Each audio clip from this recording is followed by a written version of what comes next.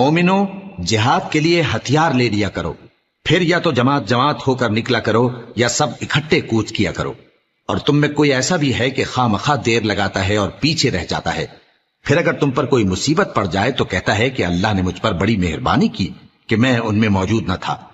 اور اگر اللہ تم پر فضل کرے تو اس طرح سے کہ گویا تم میں اس میں دوستی تھی ہی نہیں، افسوس کرتا اور کہتا ہے کہ کاش میں بھی ان کے ساتھ ہوتا تو مقصد عظیم حاصل ہوتا۔ اب جو لوگ آخرت کو خریدتے اور اس کے بدلے دنیا کی زندگی کو بیچنا چاہتے ہیں، ان کو چاہیے کہ اللہ کی راہ میں جنگ کریں، اور جو شخص اللہ کی راہ میں جنگ کرے پھر شہید ہو جائے یا غلبہ پائے، ہم عنقریب اس کو بڑا ثواب دیں گے۔ اور تم کو کیا ہوا ہے کہ اللہ کی راہ میں اور ان بے بس مردوں اور عورتوں اور بچوں کی خاطر نہیں لڑتے جو دعائیں کیا کرتے ہیں کہ اے پروردگار ہم کو اس شہر سے جس کے رہنے والے ظالم ہیں نکال کر کہیں اور لے جا، اور اپنی طرف سے کسی کو ہمارا حامی بنا۔